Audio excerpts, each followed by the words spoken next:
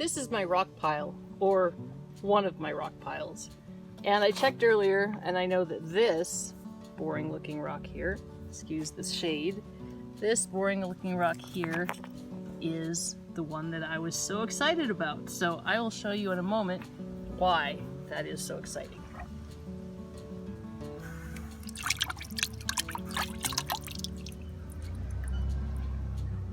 There. Okay, so this is a very unusual piece of, I guess, jasper, some kind of silica. And this little knob here is what just really clued me in that there's something crazy going on with this one. And I'm very, very excited about seeing what it looks like slabbed. Thought I'd take it out in the sunshine because it's really hard to see when it's dark. But you can see now this has some serious stuff going on. So I'm going to use my rock saw, which we will film, and see what it looks like. So this is my slab saw. It's actually my dad's slab saw. He made it from a kit in the early 1970s, and I can remember many, many times my dad would spend hours down in the rock shop slabbing rocks and making beautiful jewelry. And now it's mine. So I'm hoping that I'll do him proud. I have been cutting right now some petrified wood, and you can see here it looks pretty slimy from the water, or from the oil and the muck that gets on it. But we're going to wash it off a little bit so I can show you exactly what it actually looks like.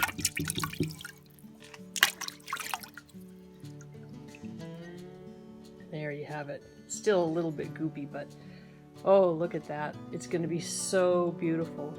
I actually just bought a bunch of petrified wood from a guy who's moving, so I'm going to be able to use this in the chessboards that we're making and have petrified wood as one type of square, so I'm pretty excited about that. So what I've done here is I've already set the slab up so that it'll fit nicely in here, set the sled up. And so all I need to do is secure the stone. I'm going to put about half of it out into the cutting zone. I don't want to do much more than that because if you start getting too far back, much less than that, because if you start getting too far back, it'll slip out and then the stone will come flying off, it'll knock off the chain, and your motor will run all night long. Don't ask me how I know that.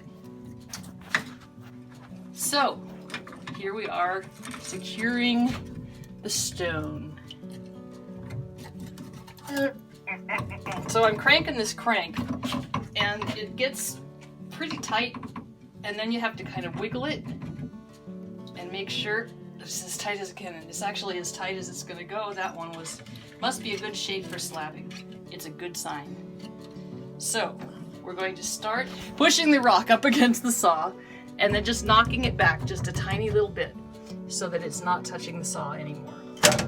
Then it's ready to go. So we close the saw. You can get me in the picture, it's okay. We close the saw. Are you ready? And go! Alright, we're gonna open up the saw. I don't know if you can see that mist coming up there. Looks like a good barbecue, only it doesn't smell like it. And I just did this to the latch to lock it because one time I didn't, and this corner here actually fell down and landed on my head, and it was very, very painful. So now every time I open it, I make sure to lock it. Safety tip. Alright, let's see what we've got here. Oh, I can tell already it is going to be fabulous. Okay, this is just the end, which means it is not anywhere close to the full beauty that we're going to see because it's just the end of the thing. But we'll wash it off and see a little more what it is going to look like.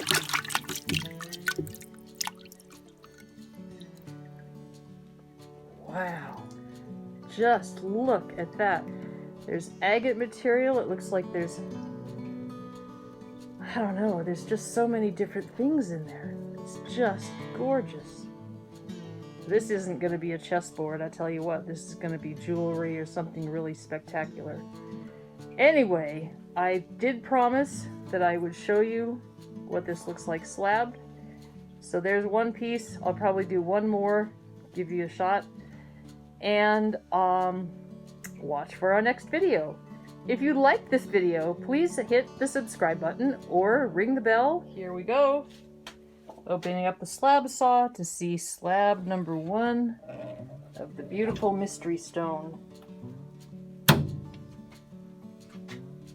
And it fell in the tray, which is always good because when I have to reach... Oh, see, look at how gunky that is when it's just coming out of there. That's covered with mineral oil and all of the little rock dust particles that mix into the oil while you're cutting. My oil's pretty dirty right now. I kind of need to strain it, but I've been busy.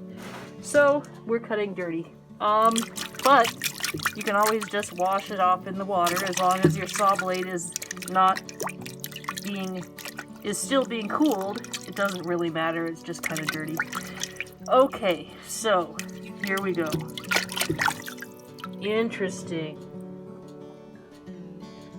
So you can see that not only do we have these beautiful agate in pieces, fragments, there's a darker piece here that is,